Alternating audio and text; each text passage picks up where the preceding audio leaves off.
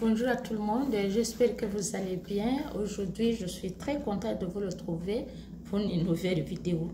Dans la vidéo d'aujourd'hui, je vais vous parler de l'expédition massive et forcée des Haïtiens et immigrants aux États-Unis, à Miami, Floride. Et je vais aussi parler de certaines causes et conséquences liées à cette expédition massive et forcée. Et en fait, nous allons voir comment le Canada trouve cette situation ou bien l'impact pour le Canada. Soyez toujours les bienvenus sur ma chaîne Margot Raconte.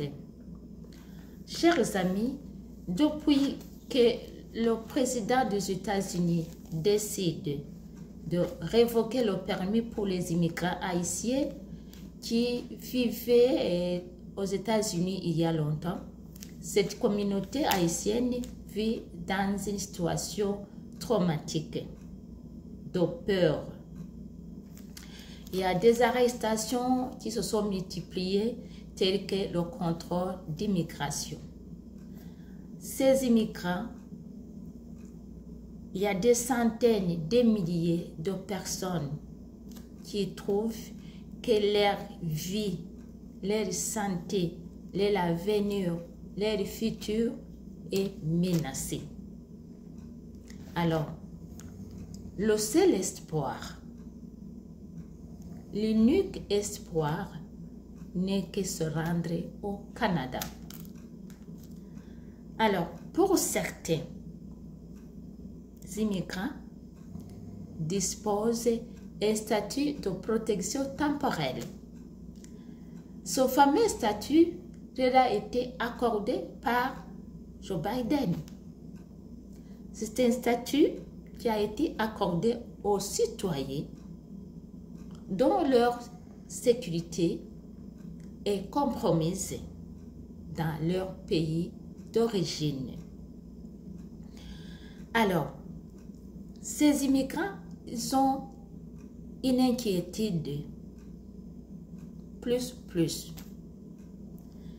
Ils voient des voitures stationnées un peu partout, devant les portes des magasins, des épiceries, des restaurants, des bars, donc dans des milieux publics, dans le but de traquer les immigrants. Alors, ces immigrants sont obligés de vivre en cachette. Il y en a même qui disent qu'ils n'arrivent pas à aller au bar, à aller s'acheter quelque chose même pour manger parce qu'ils ont peur. Alors, ces immigrants qui vivent en cachette, est-ce qu'ils vont vivre en cachette pour combien de temps? Ils se posent la question. Alors, ces immigrants sont exposés à différentes sortes de maladies, plusieurs maladies. Chers amis, certains Haïtiens nous disent que cette expulsion massive et forcée fait peur tout le monde, non seulement les immigrants haïtiens, c'est tout le monde. Et pourtant, ces immigrants vivent en Amérique, ils travaillent et payent leurs impôts, mais ils sont toujours exposés à l'expulsion. Ils se posent encore la question, ils ont eu un statut de protection temporelle. Ces immigrants, ils se posent la question, quelle est la valeur de ce statut?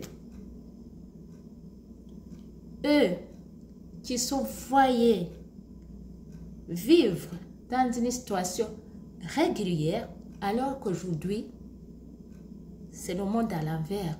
Ils sont dans une situation irrégulière. Ils ne comprennent pas. Alors, ils se disaient être protégés. Chers amis, la majorité disent que s'ils ont fui le Haïti, c'est à cause des gangs. Leur situation était menacée. Et aujourd'hui, ils constatent que la situation n'a pas changé. Donc, ils n'ont nulle part pour aller. Voilà pourquoi la majorité ont trouvé l'espoir de se rendre au Canada. Maintenant, voyons ce qui se passe ailleurs. Malgré ces conditions, la République dominicaine a expulsé 200 000 Haïtiens l'an dernier, 2024. Selon l'ONU. Et c'est un chiffre qui s'attend à 350 000 Haïtiens pour cette année, l'an 2025. Voilà pourquoi les Haïtiens immigrants vivent une situation très, très inquiétante. Maintenant, pour l'Amérique, il y a une annonce de février qui écourtait la durée du statut de protection temporelle. Ce statut qui leur a été accordé par Joe Biden. Maintenant, ce statut a été accordé à quelques 520 Haïtiens. Maintenant, sa nouvelle date d'expiration est pour le mois d'août. Chers amis, la situation du statut de protection temporelle est très inquiétante. Les immigrants haïtiens s'inquiètent beaucoup. Quelques personnes de droit humain n'ont cessé de hausser la voix. On peut citer le secrétaire général des Nations Unies, Antonio Guterres. Il y a M. William O'Neill, un expert de l'ONU aussi en Haïti en matière de droits humains. Ils ont demandé à ceux qui expulsent les Haïtiens en ce moment. Il y a le Bahamas, il y a la République dominicaine, il y a l'Amérique, de examiner leurs décisions. Alors pourquoi? Pourquoi hausser la voix alors? C'est parce que ils ne respectent pas, ils ne peuvent pas garantir le retour digne et sûr. Ce qui a été requis par le droit international des expulsions massives et forcées. Chers amis, la situation des immigrants haïtiens est vraiment très, très inquiétante. Nous allons voir l'impact pour le Canada et comment le Canada voit cette situation. Parce que plusieurs immigrants haïtiens expulsés en Amérique se sont présentés à la frontière canadienne, donc à Saint-Bernard, la Colle. Ils ont demandé l'asile. Vous imaginez au moins combien? Avec les 6 premiers jours de ce mois d'avril, on a accueilli 557 demandes.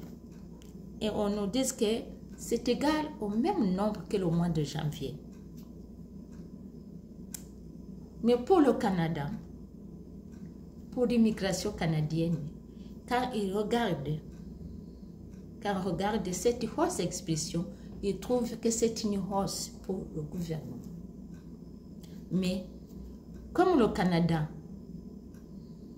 n'a jamais fermé les portes pour l'immigration, pour les immigrants, le Canada est plus empathique. Il reçoit toujours les immigrants. Voilà pourquoi il y a un nombre de dossiers déjà qui a été reçu. Et je rappelle que les dossiers de demande d'asile peuvent être déposés dans plusieurs milieux, plusieurs endroits. Ils peuvent être déposés à l'aéroport, au poste frontalier comme à la Colle, aux différents bureaux à l'intérieur. Et aussi, il y en a d'autres dossiers de demande qui peuvent être déposés directement à IRCC. Chers amis, mais pour le Québec, qu'est-ce qui se passe? L'immigration, le ministère de l'immigration, disent que l'accueil, donc sa capacité d'accueil est atteinte. Pour le ministère de l'Éducation, accueillir les élèves nés hors Canada, il y a un défi d'espace de classe ainsi que le personnel scolaire, notamment en francisation des enfants. Chers amis, voilà pourquoi la situation des immigrants est très inquiétante. Mais l'immigration canadienne, à cause de sa sympathie, connaissent que ces immigrants sont de différentes catégories variées. Il y a des enfants, des femmes enceintes, des personnes adultes et des personnes âgées. Hein? Vous vous imaginez, hein?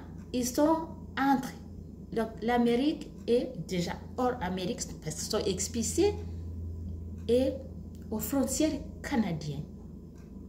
S'ils sont à la frontière canadienne, imaginez dans quelles conditions ils vivent.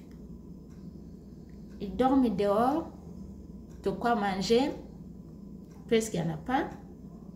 Donc, ils vivent dans des conditions qui sont déplorables. Voilà pourquoi l'immigration canadienne n'a jamais fermé les portes pour les demandeurs d'asile. Chers amis, j'espère que cette vidéo est plus informative qu'intéressante.